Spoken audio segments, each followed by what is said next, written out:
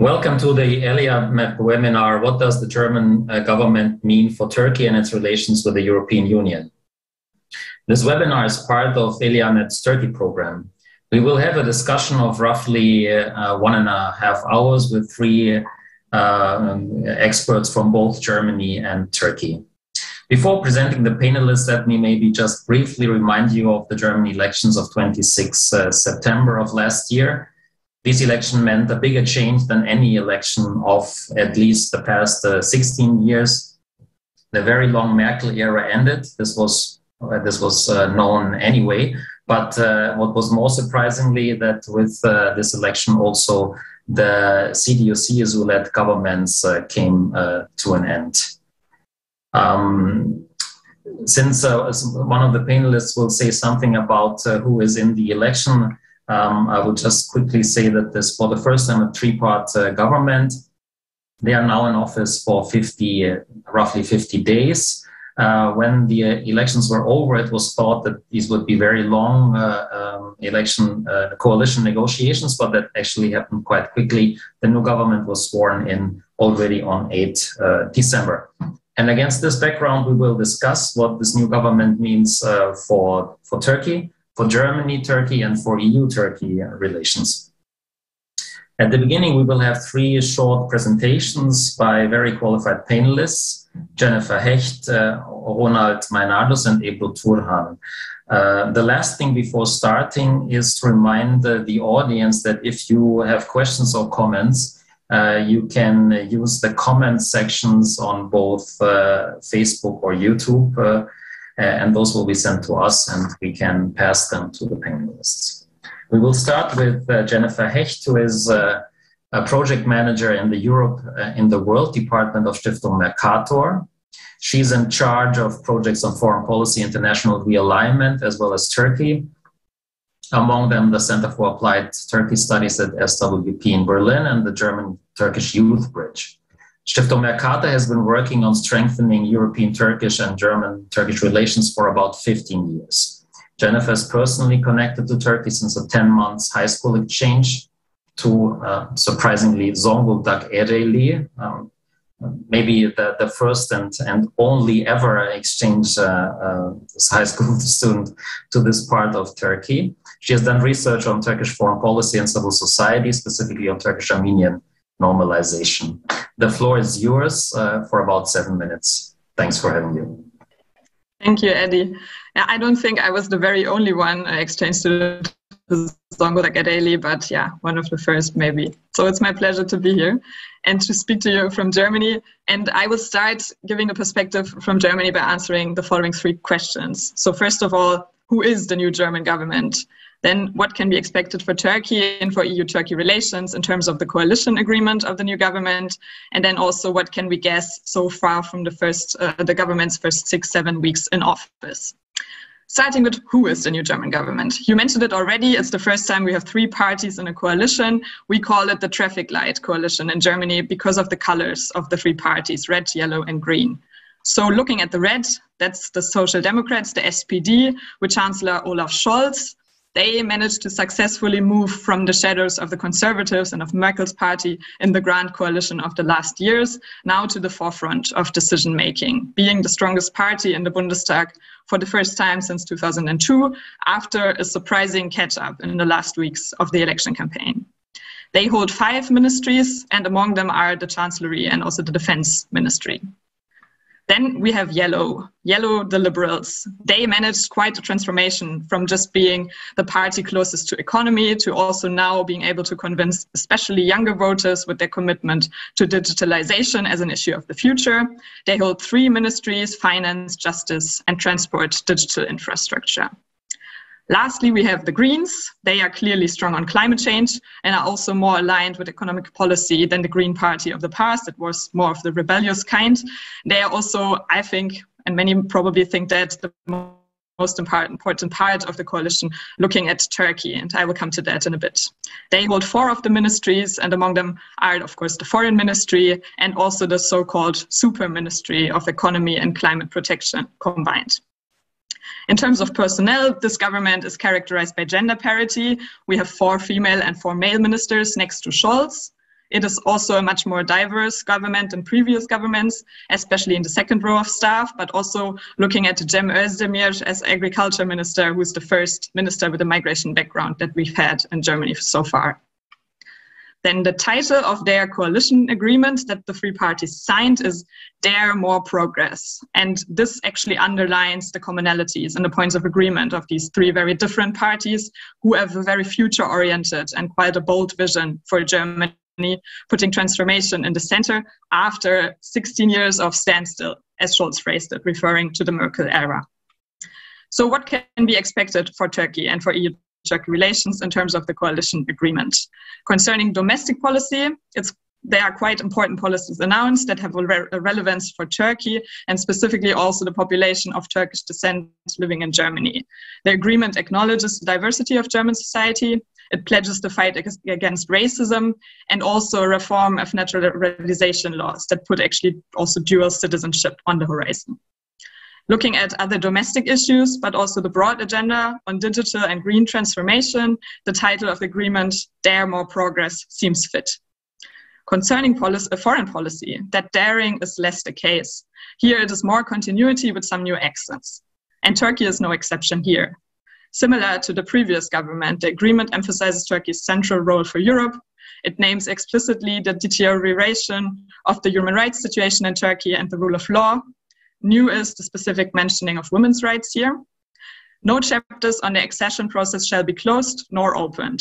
This is a compromise of the 3 parties in government, the liberals being for an end to the accession process, the others for a continuation.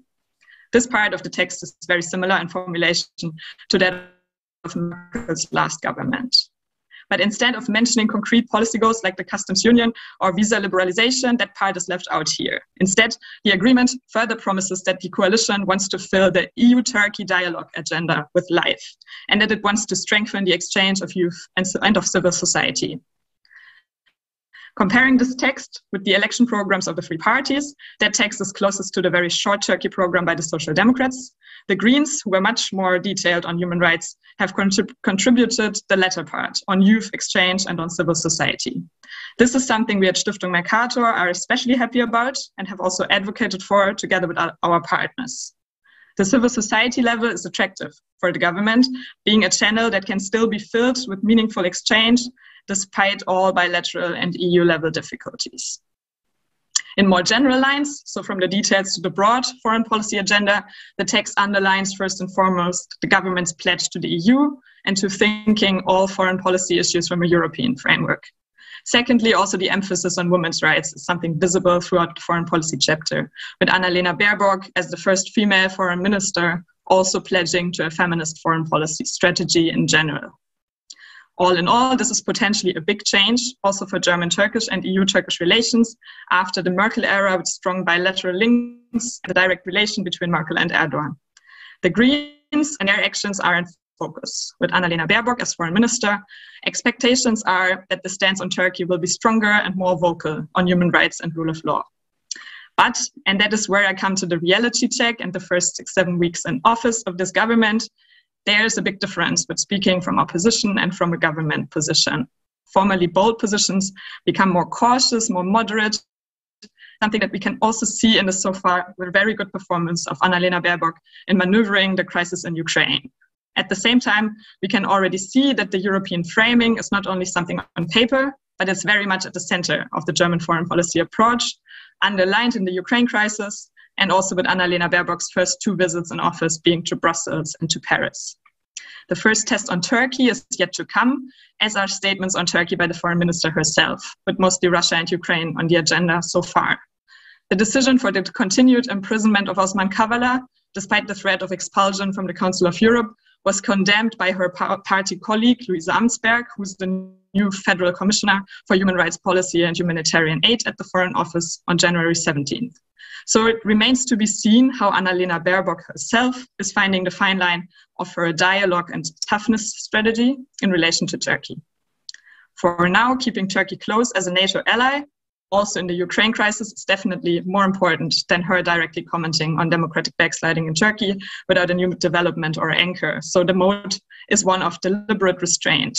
But the moment for the need to comment and taking a stand herself will probably not take very long, with all the Turkish domestic situation and possibly elections on the horizon this year. Something we look closely at the foundation is not only Annalena Baerbock's next steps on Turkey, but also the formation of the bilateral parliamentarian groups, which enable a conversation and a bridge between parliamentarians of Germany with those in other countries beside the ministerial and the state leader level. In the last term, the group on Turkey was completely dysfunctional, with leftist Sevim Dardelen as the head of the group not being accepted by the Turkish side. Together first with TÜSİAD and now also with SWP and CATS, we have organized an alternative format of parliamentarian exchange from all parties. Now we have high hopes that either the SPD or the Greens will claim the group and position an accepted parliamentarian as the leader, by that establishing this official channel of communication once again. Yeah, and with that quick run through the new government, the coalition agreement, and the experience from the first weeks in office, I will stop and look forward to the discussion. Thank you very much. Thank you very much for this overview. I will certainly have a question on Cem Özdemir and what you think his being minister means for Turkey, but he is certainly the first with a Turkey background, but we already had one with migration background who, funnily, it's not so long ago, but he's completely forgotten and overlooked when talking about this. Philip Rösler, with a background in Vietnam, was about only 10 years ago. He was Minister of Health and Economy. He was Vice Chancellor, and he was the head of the FDP. He left politics, and with that, he is like out of the memory of most people thinking about politics with migration background. He is from the party. You're absolutely FDP. right. He was adopted, wasn't he? I think. Yes, he was adopted as a baby or as a small child in Vietnam and came to Germany. But also physically, I mean, it was clear that he was not a native ethnic German, but kind of he seems to be overlooked when talking about this issue. You're right. We will talk about Özdemir later. Now let's come to the second panelist, who is Ronald Meinardus, who is a political analyst and commentator.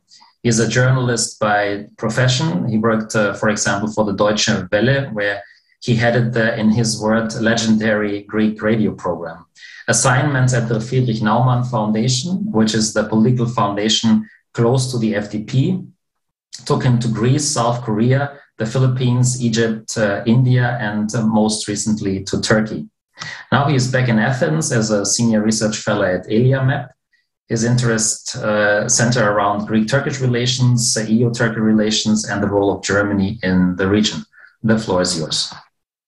Yes, thank you very much, and thank you for giving me the opportunity to talk about this topic, which I find highly relevant. I spent the last 2.5 years in Turkey, so I have a bit of understanding, and I will talk about Germany, of course. I will talk about the position of the FDP. This was tasked to me by our moderator due to the fact that working for many, many years for the Friedrich Naumann Foundation, which is close to the FDP, I have quite a good understanding of what's happening in this audience. And then I will finally say a few words how this all works out in Greece, talking from Athens. And then you, of course, also can include the European dimension because Greece is carrying these issues to the European Union, and very much so this has become also a EU topic, the EU-Turkey relations.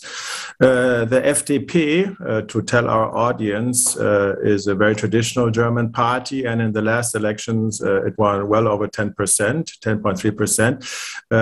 The Greens having 15 to give you the idea of the dimensions, and the SPD having 25. So this gives you an idea of the weight in the coalition. The FDP did not go for the foreign ministry. It was Christian Lindner who went for the finance ministry.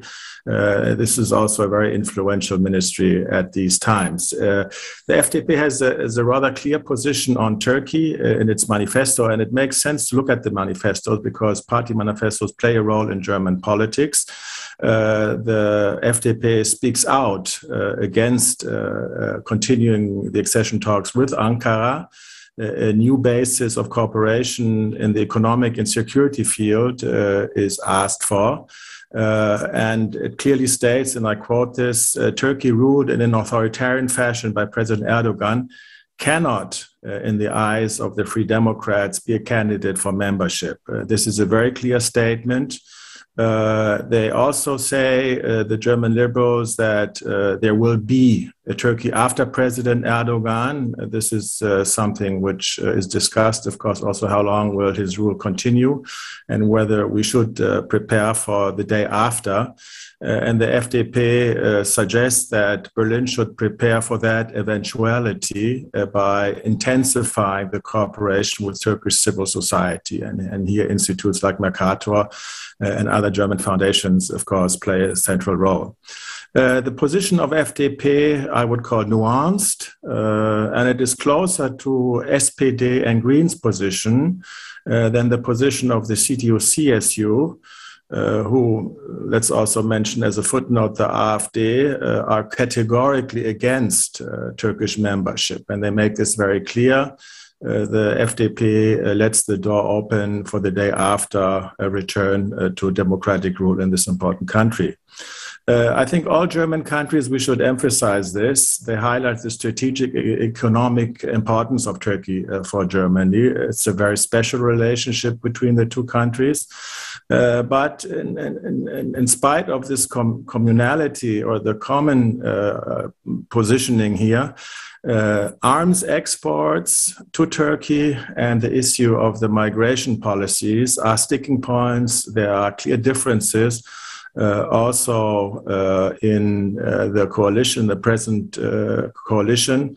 And we're talking here about the export of 6 hypermodern submarines from Germany to Turkey, which the Greens and the Die Linke, the left party, which is in opposition, have on more than one occasion rejected. And it is interesting to note that in the debate, which took place quite exactly 1 year ago in the German parliament, the FDP sided with the grand coalition of CDU and SPD against terminating the weapon deal.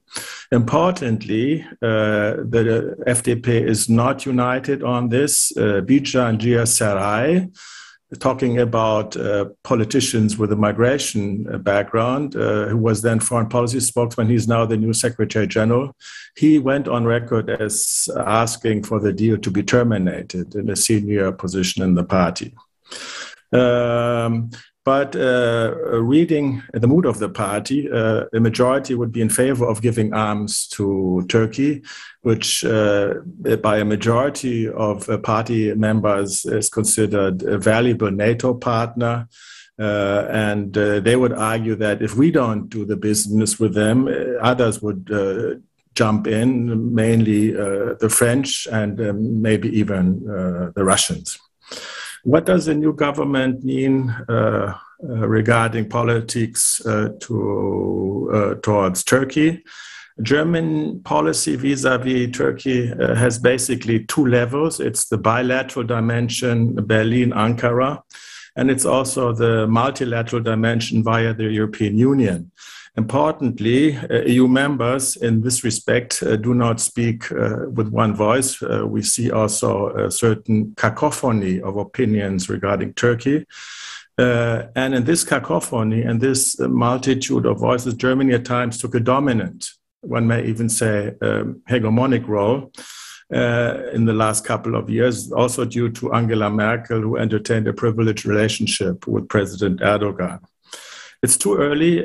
I think Jennifer has made this clear to conclude how Germany's policies with Turkey will work out, the reality check.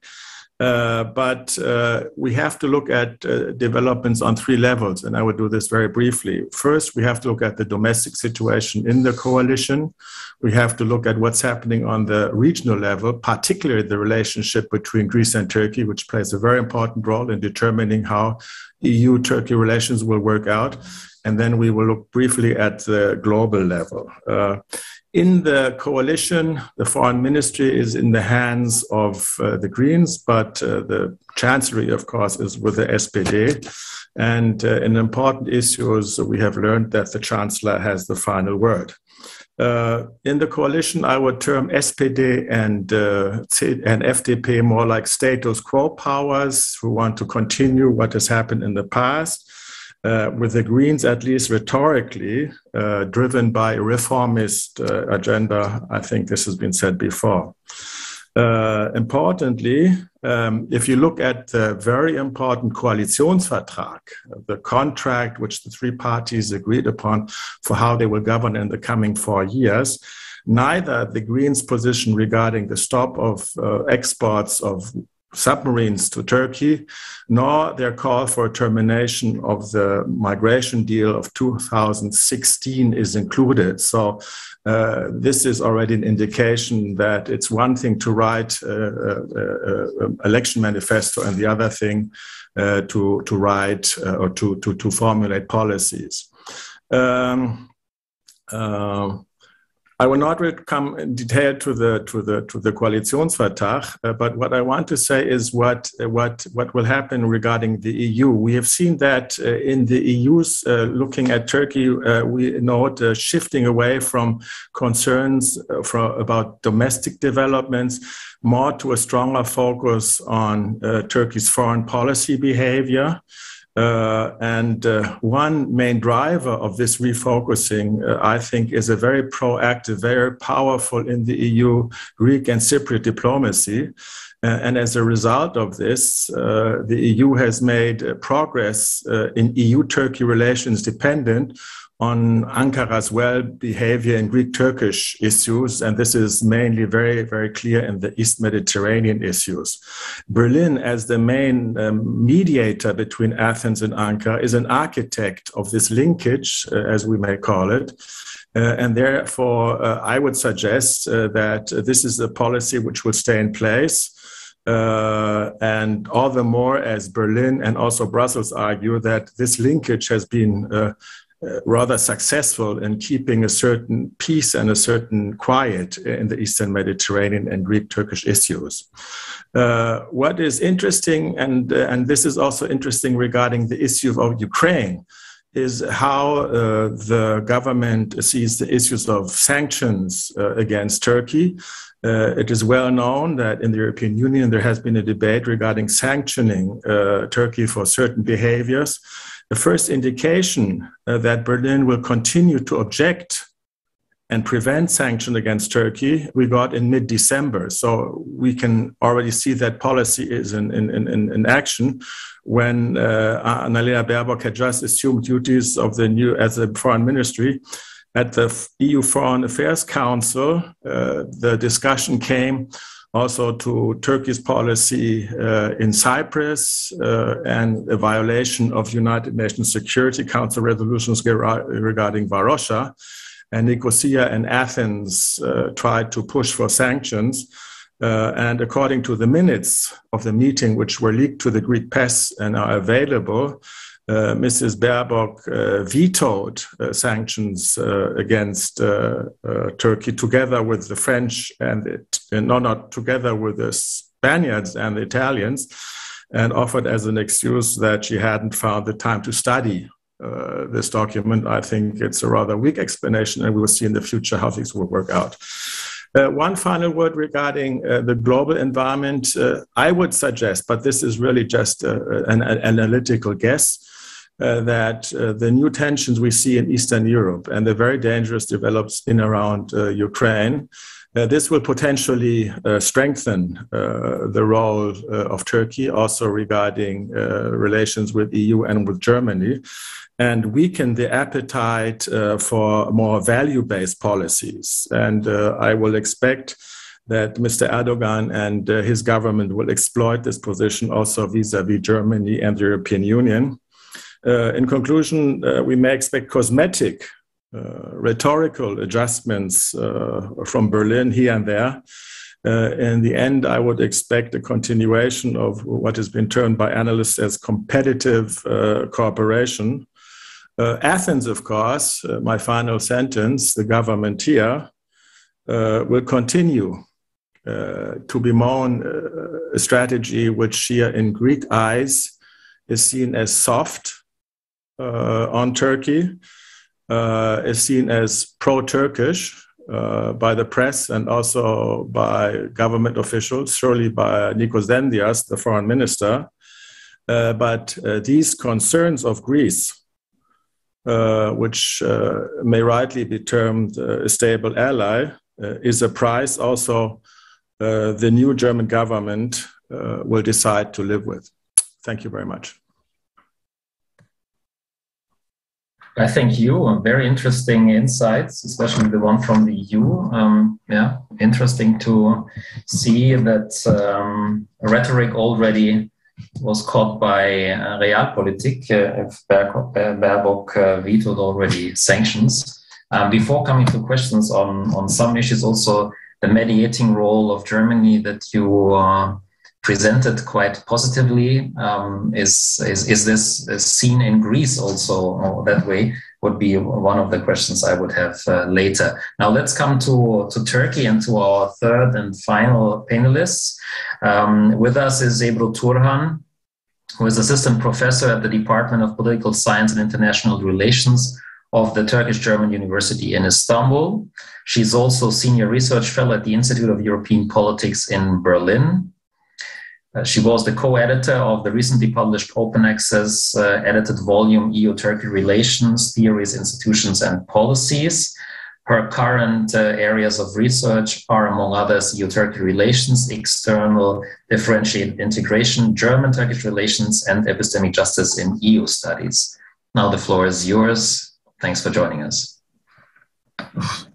Thank you very much, dear Ekrem, for the invitation. And thank you very much, Jennifer and Ronald, for the very stimulating speeches or presentations. And I will also try to link my speech to some of the elements you also already indicated. So I will look at the issue, of course, from the perspective of Turkey, of Ankara, and I would particularly like to look at, Turkey's expectation or Ankara's possible expectation from what we can call the new Berlin, and also what kind of central drivers are there to shape Ankara's position on the new federal government of Germany. So from my point of view, I would like to argue there are four central key factors or drivers that are likely shape Ankara's expectations from Berlin, but also Ankara's position vis-à-vis Berlin. So the first one is the degree of transactionalism, right, in German-Turkish as well as in EU-Turkey relations. So what is transactionalism? It is basically an approach which fosters interest-driven, issue-specific, and short-term policy coordination and cooperation. It is not that much based on normative considerations or on the issue of normative conditionality. And we have seen that throughout the Merkel era, as already emphasized by Jennifer and Ronald, there has been the gradual reinforcement, right, of the degree of transactionalism in both German-Turkish as well as EU-Turkey relations, and this has been particularly reflected on the formulation of the EU-Turkey statement of March 2016, what we also call in general circles as the EU-Turkey refugee deal, as well as in the latest European Council conclusions with regard to the dispute in the Eastern Mediterranean, right? In all these issues, better relations between EU and Turkey were linked to Turkey's fulfillment of some material, issue-specific sectoral obligations or conditions. So Ankara will most likely, of course, prefer and want the maintenance, if not the reinforcement, of the degree of transactionalism in both EU-Turkey and German-Turkish relations, also taking into account the increasing interdependence, right, the economic interdependence of Turkey, given the latest economic situation here. So the question is, will actually the new German government, to what extent will the new German government continue this, legacy of Merkel of transactionalism in German-Turkish and EU-Turkey relations? So my dear panelists have already the other panelists have already emphasized and provided the overall structure of the German cabinet. So the interesting point is there are actually three ministries which are of key importance for the degree of transactionalism in EU-Turkey and German-Turkish relations. And in those ministries sit the Green ministers, right? The ministers of the Green Party, being the foreign policy, being the issue of what has been called as the super ministry, the economy and climate, as well as environment. So in these ministries, we can expect, of course, to some extent, a shift towards less transactionalism with regard to German-Turkish relations. As already mentioned by Ronald, we cannot expect any train crash or any divergence completely from transactionalism because of the issue-specific complex interdependencies between Germany and Turkey, but there will be some shifts towards normative considerations, and these ministries also deal with issues of key importance for Turkey, such as customs union, such as the Green Deal nowadays, and we will see to some extent to what extent the new German federal government will include or try to include normative aspects to those technical issues. The more transactionalism will mean smoother relations between Germany and Turkey. So here I don't dispute whether it is something good or bad, so don't get me wrong, but rather I look from the perspective of Ankara, and less transactionalism will probably engender or generate some conflicts between Ankara and Berlin. So the second driver, which will affect German-Turkish relations, is, from my point of view, the degree of politicization. And here you also mentioned, for instance, Ekrem, the name Cem Özdemir, right? The degree of politicization in German-Turkish relations. In politicized issue areas, what is politicization? In politicized issue areas, matters actually engage mass politics. It means a political elite open the debate about topics which are maybe not that much important, or which should be dealt behind closed doors to the attention of the wider public opinion. And the more public opinion becomes skeptic about the issue, the less you can actually cooperate on this issue. So politicization is actually an obstacle to cooperation and policy coordination. And this is something we have experienced in 2017, right? This was actually also the year of super elections, both in Turkey with regard to the constitutional referendum, as well as in Germany, the succeeding federal elections. So in both instances, the issue of Turkey-Germany relations have been mediatized and politicized both by German as well as Turkish political elite, as well as the mass media. So we have not experienced this issue of politicization in 2021 German federal elections. We can maybe talk about this in the Q&A session, but we may expect most likely an increase in the degree of politicization during 2022 or 2023 in both Germany as well as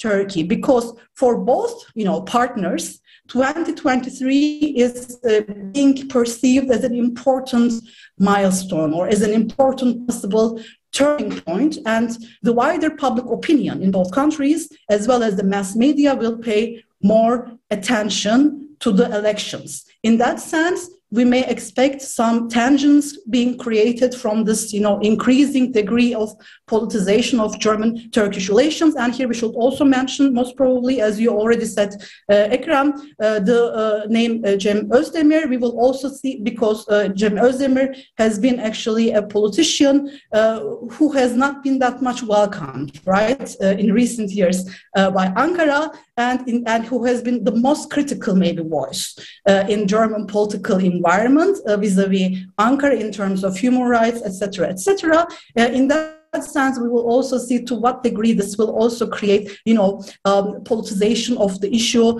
in front of cameras and microphones, which then, of course, provides an obstacle to cooperation. The third central variable or driver, from my point of view, of which will formulate or shape Ankara's expectations from and also position on Germany is, and here I will also come back to dear Jennifer, is the degree of centralization, right, of the communication of German-Turkish relations. So will the new federal German government go purely through what we may call intergovernmental channels of communication with Turkey, or will Germany rather prefer to also gradually increase its engagement with the opposition, with civil society, with multi-level actors, and also with local expertocracy? And because Ankara, from the point of view of Ankara, will most likely prefer, the hierarchical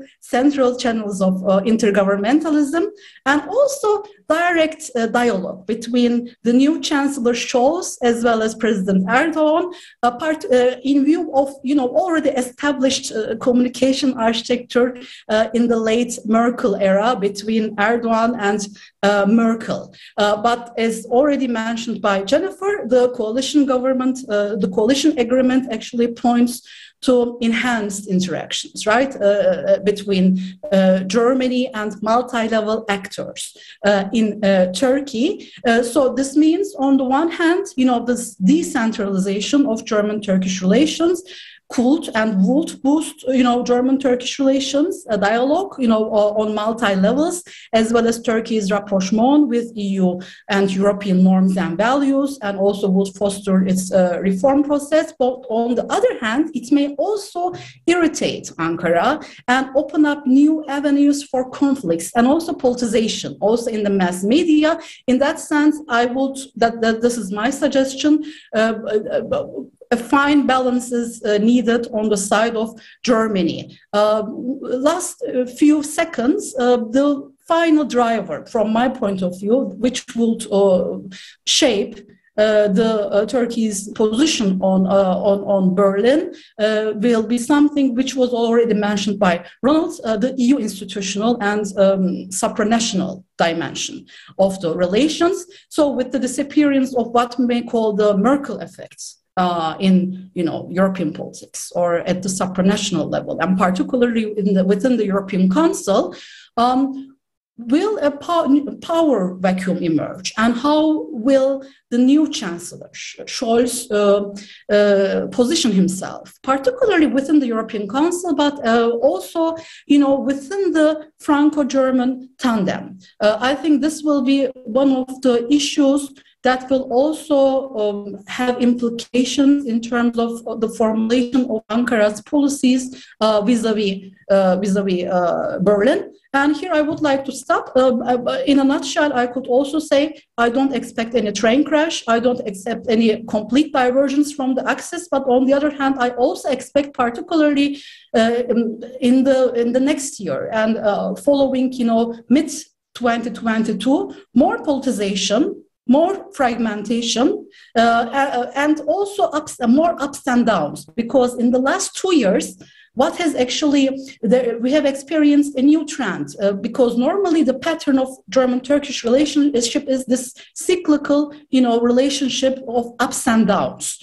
But in the last 2 years, mostly the relationship has been on standby, right? It was more smooth, it was more compartmentalized, it was more issue-driven and transactional. I think this pattern, not maybe immediately, as already the other colleagues have mentioned, there is a wait and see, and also let's get, sort of a bit more ready approach right now in Berlin. But after a while, we will also see, I would say, more ups and downs, more cyclical relationship between Germany and Turkey. Thank you.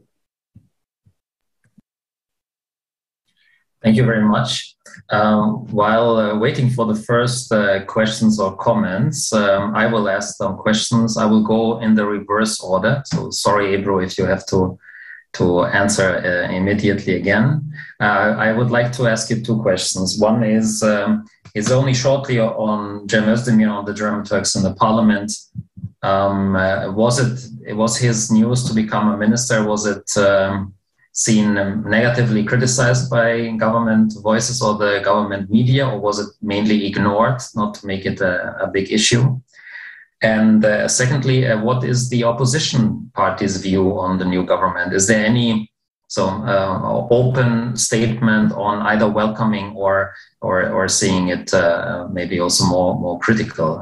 If you could enlighten us a bit on that, that would be great. Of course. In terms of Cem Özdemir, there haven't been actually a lot of politicization of the issue in Turkey right now. So if there is a news, it's mostly about, being of Turkish origin. It is more with a positive tonality, I would say, or neutral tonality. But I think Ankara or the mass media, which is also quite linked to Ankara, is also just like Berlin, I think, in a sort of, adjustment period, right? It is a newly formed government in Berlin, and it is also of key importance for Turkey and vice versa in terms of a complex, net of interdependencies, both politically as well as economically and socially. In that sense, I think in both parts, there is this wait and see approach a bit more, and also to get adjusted, to get to know a bit more each other, because at the end of the day, we are talking about the, end of a long era, a long relationship, a stable relationship, where each party or partner was sort of accustomed to the other one, to the habits of the other one, to the risks and also potentials of also communication and cooperation. And now both Berlin, the new Berlin, as well as the old Ankara needs to get to know each other at the end of the day, and this will also play out in the same way, I think, in the media. In that sense, I haven't seen right now a big politicization of the issue of Cem Özdemir, but we can certainly, I would say, guess that there will be politicization of the issue, both on the side of Germany as well as in Turkey in the coming years and months, because particularly in 2017, Cem Özdemir has been one of the harshest critics, right, in terms of the constitutional referendum and also the electoral campaigns in Turkey, in Germany by Turkey, as well as Turkey's reaction to the Armenian resolution of the German Bundestag. In that sense, we can expect also some identity-driven conflicts between Özdemir and Ankara. In that sense, I would argue. What are the expectations of the opposition? No, I would say the opposition is currently quite, in that sense, inwardly looking, given the political turmoil and economic turmoil in Turkey. The opposition does not have any a common voice right now either. It first needs to also find its common voice within itself at this moment. But what we could observe in general is, and here I would also come to this, third variable I have emphasized, right? The channels of communication. What kind of channels of communication is there going to be between the new Berlin and the old Ankara, or between Turkey in general? Here we see there is also, we observe that the gradual, increase in the amount of interaction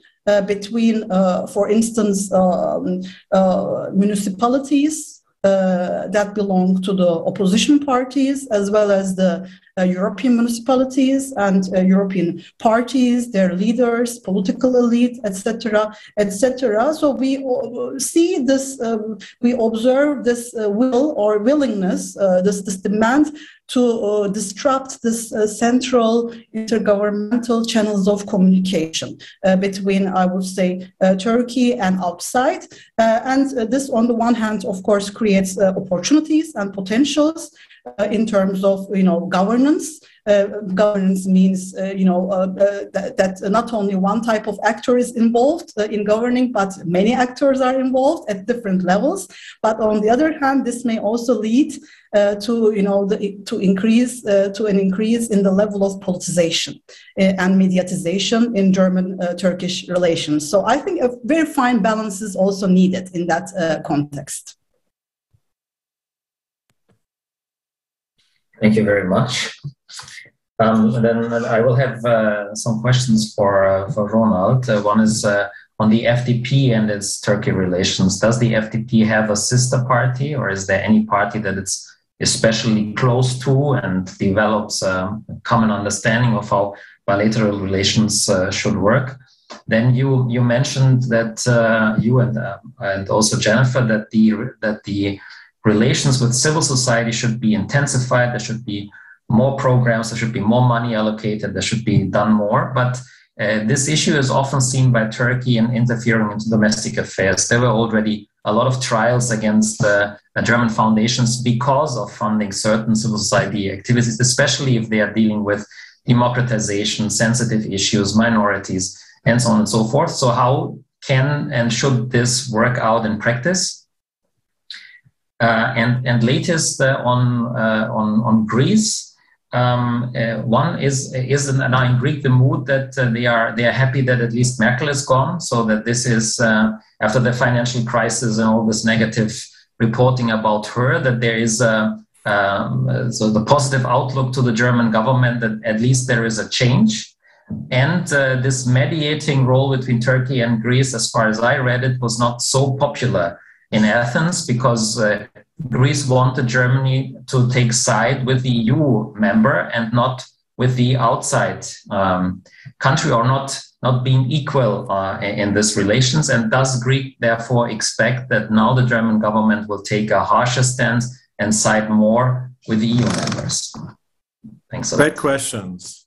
Great questions. And actually, that's what I'm actually involved in at ELIAMEP, is doing a research on the role of Germany in Greek-Turkish relations. But because in the end of the day, if you look at the Greek perspective of all these issues, particularly the Greek-EU relations and the Greek-German relations, they are really singularly dominated by the Turkish factor.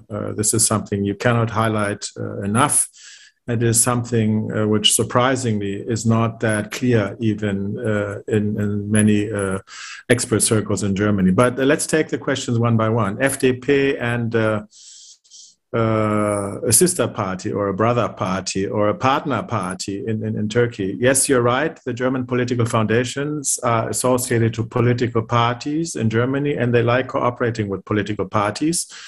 And in Turkey, we have very successful cooperations I'm talking now of the other two big foundations, the Ebert Foundation with CHP and the Adenauer Foundation with AKP. This is a long-standing cooperation, which is bringing a lot of benefit to the relations beyond the purely government-to-government relations.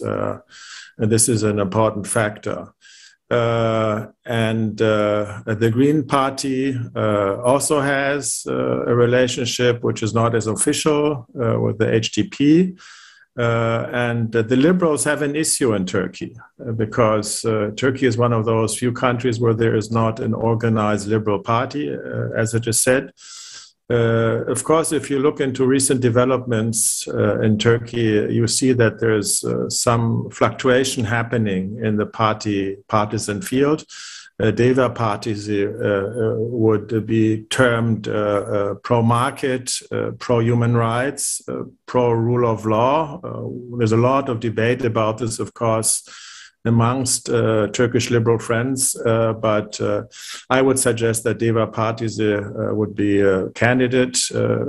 I'm quite aware of what has happened there in the recent years because I was in charge of our office there, but I'd leave it there. This is a very sensitive issue because, of course, foreign intervention, to put it very clearly, and of course, the presence of a German political foundation in a different country is an intervention. It's a positive intervention. We would say it's a legitimate intervention, but it is an intervention. And this is a very sensitive issue, particularly in Turkey, but also in other countries. It's also a very, very sensitive issue in Germany. If you have foreign organizations coming and setting up offices there, and interfering into politics. If you have an Arab institute coming to Berlin, of course, this is very closely watched and it's very debatable. So this is very sensitive. I was heading a German political foundation in Turkey for over 2 years, and I must say that I was surprised. And what I'll say now is very controversial. I was surprised at the leeway which was given to us by the authorities. I'm not belittling the incredible human rights violations and intrusions which are happening on a daily basis. But I must say that the German political foundations in large have a lot of leeway. And I've served a political foundation in many countries. I've spent many years in the Arab world, and what we were offered and what we are offered in Turkey is in a far better terms than in those countries. I'm not talking about Russia, where the German foundations are very, very much given a hard time. So what seems to be, and the government in Ankara is very shrewd in this. What seems to be the fact, they know that reducing or actually curtailing the German political foundation has a very, very high price. I've known this, I've seen this in person because I've experienced situations where governments were stopping the foundations, and the German government was getting very, very annoyed by this, which has a very high price to pay if a foundation would be closed down. And the other side, seen in a more strategic, communicative way, the Turkish government is shrewd in allowing certain elements of liberalism there. I mean, you have some organizations which are operating, you have a press which resembles here and there opposition voices. As long as they don't get threatening to the existence of the rulers there, they let them go to a certain extent. And I think the German foundations are benefiting from this. Then Merkel gone, and I'm turning out to Greece, which I'm a little more familiar with, because now, particularly now, since a couple of months, I live here and I work here. The Greeks have a very sophisticated, complicated relationship to Angela Merkel. And the German-Greek relations are probably just as complex as the Turkish-German relations. And apart from the Turkish factor, which plays a role, Merkel is hated by many Greeks due to the policy she had in the Euro crisis, which the Greek economy and many Greek households were suffering very, very strongly under.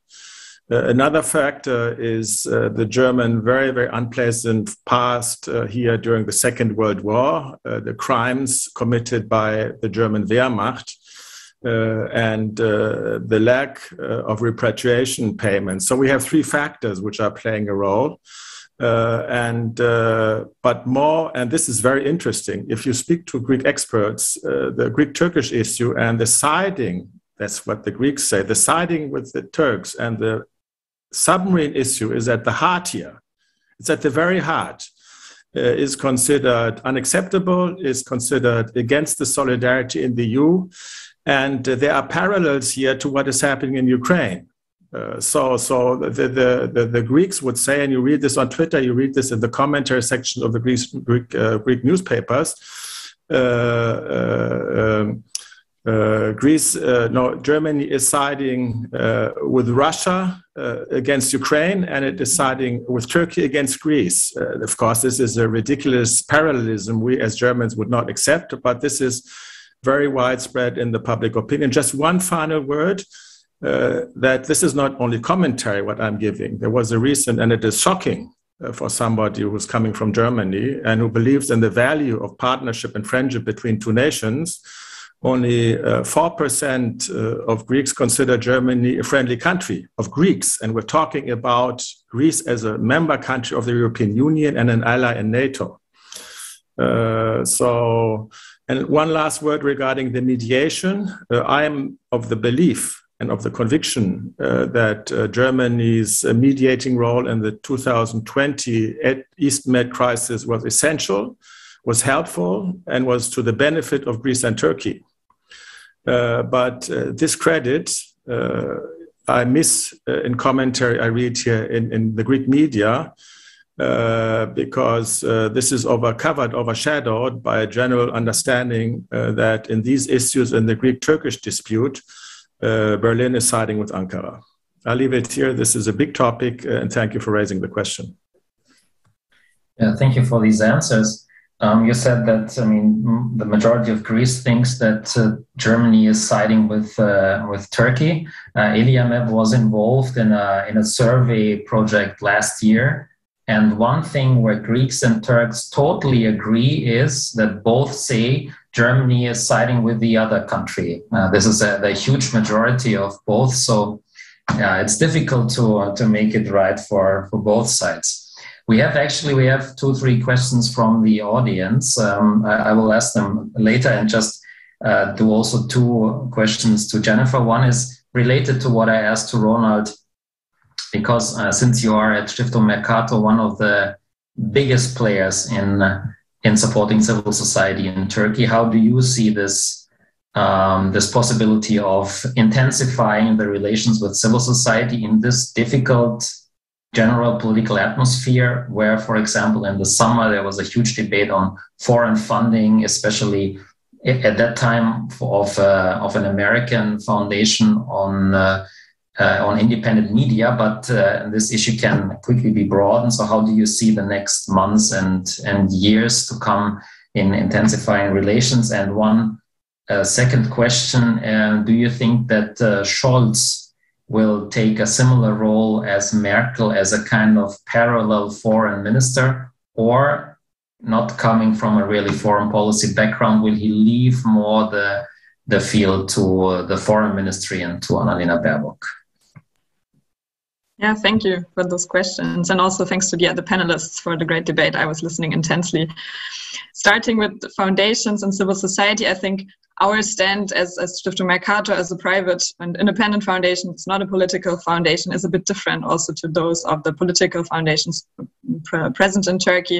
And I think like supporting civil society per se is not something that we do when we're looking at supporting EU-Turkey relations and German-Turkish relations. All the things we do are always having a dialogue element in it. And I think this is also something that makes it clear it's not about foreign intervention, it's not about influencing Turkey as such, it's about building bridges, having dialogue, bringing partners into conversations together. And that's the framing that we always have in all the activities that we do. And so far also this has been possible. Of course, it's difficult. I mean, I mentioned Osman Kavala in my initial statement. That's definitely a case we're very closely watching. Osman Kavala is a long-year partner of Stiftung Mercator since the beginning of our activities there. And of course, it's difficult to work in an environment where he is for 4.5 years in prison without the base to it, as far as the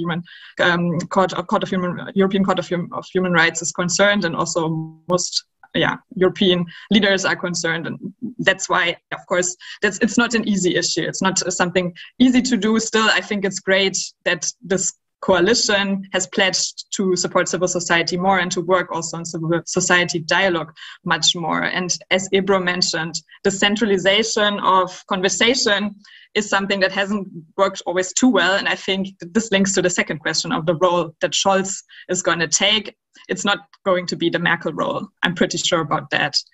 Scholz is probably focusing more on the domestic domain. As he also said when stepping into office, this is something that Merkel has neglected. She was more or less the focusing on foreign policy very much. This was something she was very successful in. And I think looking from the German perspective also, who are fans of her, or like the complicated relationship, you could also say that's a complicated relationship between the German public and her. I think it's going to be very different. And the division is going to be more traditional, let's say, that foreign policy is also made in the Foreign Office and not so much in the Chancellery anymore. So I kind of mixed up the two questions now into more or less answering them in one. I don't know if that was a great idea, but looking at how can civil society dialogue work further, or how can also the government play much more role in this. An example from our work directly is the German-Turkish Youth Bridge, which has existed now since 7 years, and it has been set up with the support of the Foreign Office, which is the second biggest funder. Next to us is Stiftung Mercator, but the board of this agency or this actor is mixed. There's officials from Turkey in it, there's officials from Germany, and I think in certain points in time, the board meeting, which we have every year, was one of the places where all these actors could come together from civil society and from official government positions. And since a few years, Osman Kavala, as one of the members, is not present in these meetings. And of course, that changes also the situation, but still it doesn't hinder the dialogue.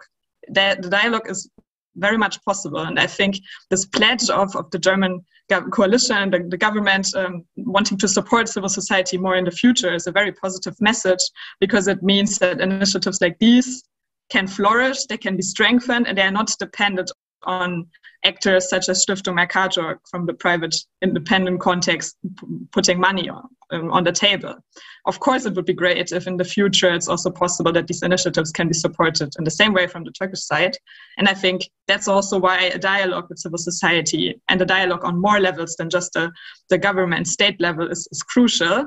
Ebru has mentioned also the municipality level, which is something very interesting. I think many actors are focusing on this. Also, we have started a cooperation project that supports initiatives on the municipal level, civil society actors, but also the Twin City link, which is something existing for a long time. Many cities in Germany and in Turkey have these partnerships, and it has to be filled with life again. A lot of these partnerships haven't had many activities in recent years, also due to COVID, of course. Meeting in person is difficult, but this is something to be strengthened much more. And Germany, in that sense, is not a centralized decentralized country, as you know, is a federal country, and the municipal and the regional levels play huge importance. So I think also in these international relations, we see that these local and regional levels can play much more of a bigger role of also bringing dialogue into place and bringing people together. So I think I keep it here and look forward to further questions. Thanks. Sure, thanks a lot. Now we have secret ways of communicating here, so I know that Ebru also would like to say something about Scholz as foreign minister. Please do so. Yeah, we are very secret, dear Ekrem. In terms of Scholz as a quasi foreign affairs minister, will this happen? If Baerbock says that she will pursue a feminist foreign policy, this will not happen anyways. It doesn't even depend on Scholz, but also it rather depends on how Baerbock will shape her preferences with regard to how to run the foreign ministry. When we talk about the feminist foreign policy or feminism, it's about a disruption of power relations, which generate injustice. Right? And particularly gender-driven injustices. In that sense, I'm quite certain that the new German foreign minister will adopt a quite different approach to the chancellery in terms of foreign policy formulation in comparison to the previous one, to Heiko Maas, who has been also referred to by many circles as the most probably passive foreign minister in the cabinet for many years or since many years. In that sense, Baerbock, with her emphasis, as already mentioned by Jennifer, on feminist foreign policy, will definitely adopt a more foreign policy that is more gender-driven, that is more also based on normative considerations. But on the other hand, it will be for us as academics, right, as scientists, will be very interesting to see the limits of this, what she calls a feminist foreign policy. And this will be particularly interesting to study, and this we will do probably as Germany experts or Germany-Turkey experts with regard to her approach towards Hungary, illiberal trends also within the EU, towards Russia, towards China. She has already shown some signals, right, particularly with regard to China, the Olympics, etc., etc. But the case of Turkey will be particularly a very interesting case, because Turkey is not China, Turkey is not Russia. Germany and Turkey are bound by a very complex interdependence, right? And Turkey is located in the immediate neighborhood of Germany, of the EU in general. In that sense, the interdependencies are even more complex compared with China and Russia. There is also the dimension of EU accession process. Even though it is frozen, it is de jure there, so it is officially not suspended. In that sense, it is a very complex picture, and we will see, as also mentioned by Ronald, there will be realpolitik. In that sense, we will see to what extent this so-called feminist foreign policy will be able to disrupt the patterns of realpolitik. Maybe one point which I have also forgotten to mention in terms of your question, Ekrem, the opposition. We are also forgetting one opposition which is not officially an opposition, but it is there, the Turkish Greens, right? The Turkish Greens are actually trying right now to establish a party. The party is actually already there, but they don't get any permission, right, from the from central authorities in terms of the official acknowledgement. And this has been also criticized by many renowned scholars, academics, experts, etc., etc. In that sense, they will have right now a probably stronger linkage to the German Greens, and or better said, via their channels to German Greens, they will also have a better channel of communication with the German federal government. So this will also create a quite interesting, I would say, relationship pattern, and talking about, multi-level actors, talking about different actors. And maybe one last point in terms of Scholz and what we have seen in the Merkel era, as already mentioned by Jennifer and Ronald, that the Chancellor had the final word. In many instances, particularly in times of crisis, in terms of crisis management, we may experience a different picture here, taking into account the principle of feminist foreign policy on the one hand, but also taking into account the fact that this coalition government is a more fragmented coalition government. Although the coalition agreement or contract points to a great degree of common sense, quite a great degree of compromises, and finding the middle ground, we can definitely say that in terms of foreign policy making, transactionalism, interest-driven approaches, there are quite big differences in terms of between the three parties. And in that sense, I think we will see different actors emerging at different times. And it may be a bit more also complex. The German foreign policy making will be a bit more complex and maybe sometimes also a bit less consistent. But consistency or inconsistency is not necessarily something bad. On the other hand, right? Sometimes stability is something more disturbing. In that sense, we will also see the developments in that context. Thank you. We now have two questions that were posted on YouTube. I will read the first one. It is, what does Germany's reluctance to confront Russia and Turkey on many critical issues say about her role in Europe? So about Germany's role in Europe. How do Germany's EU partners, and particularly France, view these German positions? Anybody with a particular interest in taking this question? Please, Ronald. Yes, if I can talk about France, I, as somebody sitting here in Athens, should speak in the brightest colors about this topic, because in the debates here, France is often compared to the role of Germany, and France in Greek debates is termed as an ally, and Germany is termed as a partner. I have my problems with this classification, but the French are the good guys, and the Germans are the bad guys, to simplify it. And this one reason for this is that France is quite harsh, much harsher in their dealings with Turkey than is Germany. French-Turkish relations, we know this, that would be a nice topic for debate here, are tense relations. There's a lot of rivalry also, because the French and the Turkish interests also in Northern Africa and other parts of the world are conflicting. Germany doesn't have this interest, and Germany has a totally different approach. And the differences between France and Germany regarding Turkey, of course, they also play out in the European Union.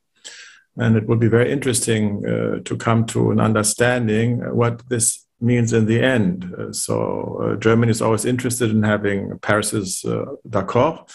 And so this will always be a factor in the calculations of Germany.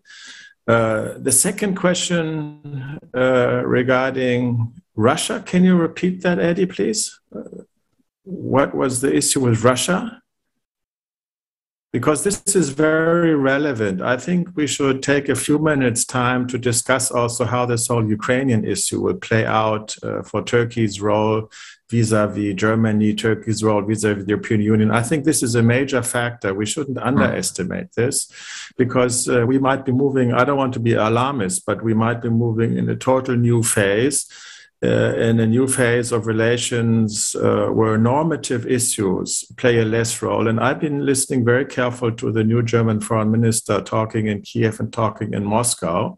And of course, she brought up the normative issues, but at the same time, of course, she was also forced to speak in terms of realpolitik and hard politics. And this is something that the Greens still have to become used to. I mean, the whole debate in Germany regarding weapons sent to the Ukraine is a very special German debate, which foreign people don't really understand, but we have to explain it all the time.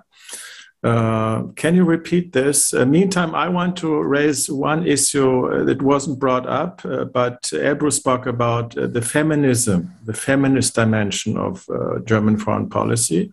This is a very interesting, a very innovative, a very progressive, in the end also very liberal concept of adding feminism and foreign policy. It's nothing totally new, but I think it's quite new that the foreign minister is bringing this into her portfolio. But what the Greens are also standing for is to put the climate policy into the agenda. And the Greens have been successful in integrating the international climate policy into the portfolio of the new foreign minister. And this will very shortly play out also in the German position towards the Eastern Mediterranean and towards Greece and Turkey. I mean, just a couple of days ago, the US government published a non-paper regarding the EastMed gas pipeline, actually moving away from this. This caused shockwaves here because it was a very fundamental point of Cypriot, but also Greek regional policy. An effort also somehow to isolate Turkey, and now the US has moved away from this, and it will be very interesting. Maybe Jennifer or maybe Ebru, you can add to this. I don't have any information how the German government is positioning herself regarding the EastMed pipeline, whether they're also, as the US, and the US are doing this very clearly with ecological climate criteria.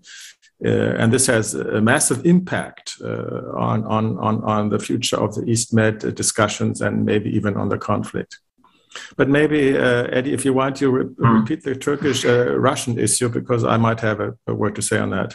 But there was nothing specifically on Russia. It was putting Russia and Turkey together. That the reluctance of Germany to confront Russia and Turkey, that was the sentence. So it was not the two countries were put together. Okay, I said something about that. I think I'd leave it there. There's a lot one could say about Russia's role, Turkey's role now in the Ukraine thing, but I'll leave it there. I mean, this is not 100% covering our topic, so I'll leave it there. Thank you so much. And there is a second question, but it's also going in the same direction. I can't see from whom it came. Maybe it's the same person. It's how do you regard Franco-German tandem's future in context of German relations with Russia and Turkey? So it was already kind of also covered. So maybe we'll stay in that part of Europe, but discuss a little bit maybe Ukraine and whether this would be a way where Germany and Turkey could cooperate, or what Turkey and the EU could cooperate. Maybe Ebru raised her hand, if I see that correctly. Yes, there was a hand. So I think all these issues are actually also mentioned by Ronald and also Jennifer, are interconnected, right? That's why we are also treating them in one package, and which is good this way. So there is, on the one hand, the Franco-German couple and the possible shift of axis within this Franco-German couple, because it's very interesting, because the EU presidency, like Council presidency of France, as well as the upcoming elections in France in late spring, early summer, have actually caught the German government in a very unfavorable, environment or timing. And because with the adjustment time needed by the German federal government and also the election process, a kind of power vacuum has already been created within the European Council, and we already know that Macron and Merkel did have quite, some. They had different opinions with regard to a few strategic or critical matters. be it, as Ronald mentioned, the East Med dispute and Germany's mediating role, and whereas France wanted to take a more assertive, actually, approach towards the Mediterranean dispute, and also act kind of a regional leader, right, in that region, but also a leader within the European Council. So we will need to very carefully observe what will happen in the European Council within the next months. How will Scholz position himself within the European Council, and particularly in the European Council summits? The next one will be in March, if I'm not wrong. How will he position himself in the upcoming European Council summit in March and in June? That will be very interesting to see. And another point of divergence between France and Germany is, of course, the future of European security and defense policy, right? During his term as the president of the Council of the EU for the next 6 months, Macron will early spring organize a defense summit. In that sense, it is also very interesting to see how, in terms of defense and security, all these issues are also related to the wider topic of EU-Turkey relations at the end of the day. So it's very interesting. On the one hand, France is becoming a bit more Turkey skeptic and wants to act as a regional leader, an actor, particularly in the Eastern Mediterranean. On the other hand, it also reinforces the development or the further development of the European security and defense policy. Will this also include, to some extent, Turkey, which already has taken part as a third country, as a third partner in most of the EU military and civilian operations, right, in different continents? So it will be a very interesting equation to watch, I think. And in that sense, on the one hand, there is a lot of conflict, but also there is a lot of potential for cooperation. With regard to Ukraine, as Ronald and Ekrem mentioned, this will be the new topic, right, for all of us to watch out in the coming weeks and months. Turkey is aiming at playing a kind of balancing role in the region. On the one hand, it sells military drones to Ukraine. On the other hand, it actually buys S-400s from Russia. So it is a quite act of balance for Turkey. On the one hand, it is very careful about its economic and energy-related interdependence on Russia. On the other hand, by acting as a mediator between Russia and Ukraine, it also wants to foster the long diminished regional actorness again. So, and here maybe we should also emphasize the latest, the latest talks about within the Turkish Foreign Ministry as well as presidency, the latest talks of the last few days about the creation of a so-called trouble-free circle, right, around Turkey. So in terms of zero problems with neighbors, now we have this paradigm or principle of trouble-free zone. No problem and trouble-free is probably the same thing, but it is going back to this approach of creating better neighborly relations on a purely transactional basis, right? The attempts at getting better, having a better dialogue or normalization of dialogue with Armenia on the one hand, on the other hand with Israel, the mediation role in Ukraine, and also with Gulf countries. All this actually points to Turkey's attempts at reinforcing its long forgotten regional actors in the neighborhood, which is not only probably driven by normative considerations, but also by probably economic considerations and transactional considerations. Thanks a lot. Jennifer also wanted to comment on that. Yeah, thank you. I wanted to to pick up the point from Ronald on climate and bring that in as well, because it's not only the French elections that are up, but another important point in time in terms of multilateral cooperation is Germany's G7 presidency. And I think there we see that they want to integrate climate policy specifically into their foreign policy approach and form like the climate club, as they call it. And I think that's an example that's quite interesting because it can mix the the transactional approach with this value-based one. Because in looking at Turkey and looking at the cooperation that Turkey and EU partners and Germany also have, there's always a look for like topics that can be worked on. And I think this integration of the new Green Deal into a collaboration with Turkey is one definitely on the agenda. So it will be interesting how this plays out.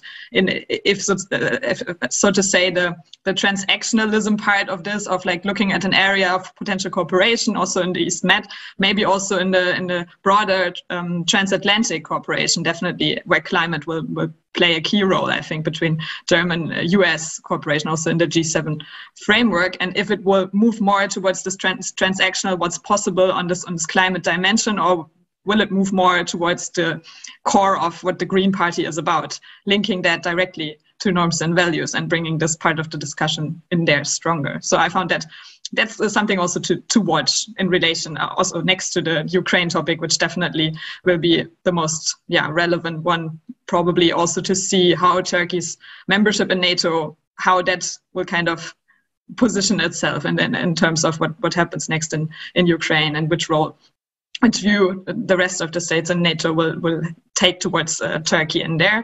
But a last point I wanted to bring up bring it back more to the domestic, maybe again, because also speaking from Germany, and we heard a bit about the views from the Greek and also the Turkish public on Germany, how they view it. Only 4% think that Germany is an ally or maybe a partner. I forgot exactly how you were framing it. There were also some interesting statistics that we had last year in a project that we are supporting with ECFR, where they polled European citizens in terms of which countries they see as rivals or as partners in the world. And it was very interesting that Turkey was kind of last on the list in terms of who is a partner. Most people said they were a rival. Actually, 23% of all the polled people in the European Union said that. And looking at Germany, it was even much worse. It was 41%.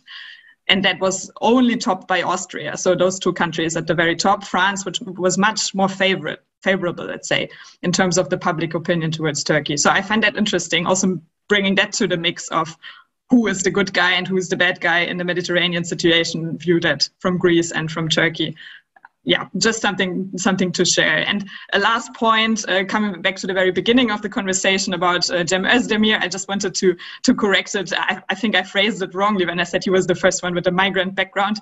I think they say it's a classic migrant background because of this guest worker biography that he has. And I think that's an important point to make, because last year was the 60-year anniversary of the workers' agreement between Germany and Turkey. And that's something also picked up in the coalition agreement. And something very present in the minds of policymakers in Germany and also the public, that 60 years are past and we're moving in a kind of new era also of understanding Germany's population and the diversity in Germany. So this position of Cem Özdemir as Minister of Agriculture is something very close to the heart, I think, of the people living here in Germany, not only with Turkish roots, but also any kind of migrant background. And it moves aside a bit the politicalization or the political approach of him towards the Turkish government in the past. I think, he's a symbol also on what can be achieved if you have this background. And also in agriculture, I don't think the role he will play in foreign policy is very big. So I think maybe there can be a new chapter in this perspective also on viewing Cem Özdemir from Turkey and also having him kind of as the centerpiece of conflict between the two countries in media and elsewhere. And I leave it at that. Sorry for taking that long. No, thank you very much. I'll take this also as your last comment. We have roughly 4 or 5 minutes. I could give the floor to Ronald and Ebru if they want to add a last thing, but you have to be quick and limit yourself to 2 minutes each. Yeah, I'd like to do that with a summary because, I mean, it's been a very interesting inter-exchange of opinions from various aspects. We are looking at the perspective of German-Turkish and German-EU relations. And I think as a summary from my vantage point, we can expect more the same from the EU. I don't see big changes there coming up. I don't think that Germany will push for a different agenda there. EU-Turkey relations, also in the future, the so-called positive agenda will be strongly influenced by what is happening between Greece and Turkey. Although this is not in the headlines, there are some very interesting positive developments there. There is Greek-Turkish diplomacy happening. There was just beginning of the week the Economic Committee meeting again after more than 10 years. There's cooperation in the tourism sector. These are very positive small steps in the right direction. And if it's not the rhetoric, the ugly rhetoric coming mainly from Ankara and from some politicians there, as it's seen here as provocative, then the relations are on the right track. This is one thing. So there I see continuity in the German-Turkish direct relations. I would agree with my two colleagues, with Ebru and Jennifer, that there will be some normative talk. They will, of course, the Greens will put some new notes. Tonality will change. And in substance, I think the climate issue will indeed have an impact. This is something substantial, which does not only affect the bilateral relations between Ankara and Berlin, but it will also have, hopefully, a positive effect on what is happening here in this part of the world, beyond Turkey, also in the region. Thank you very much for having us. We should say a big thank you also to ELIAMEP for hosting this. And I'm very pleased to have been invited. Thank you, and good evening from Athens. Thank you. Ebru, you have 90 seconds if you want for final words. Of course. So the first point is we will for us as academics, I think it will be very, interesting to watch what this feminist foreign policy means, or feminist approach means, both in Germany in terms of the foreign ministry, as well as within in the European Commission, as well as now in European Parliament, and what kind of maybe also intra-communications or intercommunications are there going to be between these three important positions and personalities, both in terms of the issue of Turkey, but also the wider neighborhood. Secondly, in terms of France, we are mostly talking about this German variable, right, in EU-Turkey relations, or German variable in Europe or within the European Council. From my point of view, my guess would be that from now on we have to more seriously take into account the French factor, the Franco factor, the French variable in the supranational level, and also within the European Council. This is something which hasn't been also studied that much still in academic circles, but also I think in policy-oriented circles, it is still there is a lack of or the limited number of studies on that issue. And thirdly, we have not talked that much about it, but we will see. We will closely watch it. The issue of customs union modernization, right? This is of key importance for Turkey, also taking into account the economic turmoil and Turkey's increasing economic interdependence, both with Germany as well as Turkey. So will Germany, as well as other key member states, continue to block, the modernization of the talks, or will they also seek, particularly the Green Party, will it seek to add some normative elements into the customs union modernization, which will be not preferred by Ankara? So that will be something interesting to watch out. And last but not least, my prognosis is there will be no train crash. Transactionality will continue to some extent, but on the other hand, in contrast to the last 2-3 years, where the waters were very calm with regard to German-Turkish relations, and there weren't that many ups and flows, right, or ups and downs. We will observe a more cyclical relationship of ups and flows or ups and downs. So there will be moments of conflict followed by moments of cooperation, once again followed by moments of conflict. So this was my prognosis, and thank you very much for the invitation. I also enjoyed both Jennifer's and Ronald's point of views a lot, and I have taken lots of notes, and many thanks Ekrem and ELIAMEP for the kind invitation. Thank you, Ebru. Thank you, Jennifer.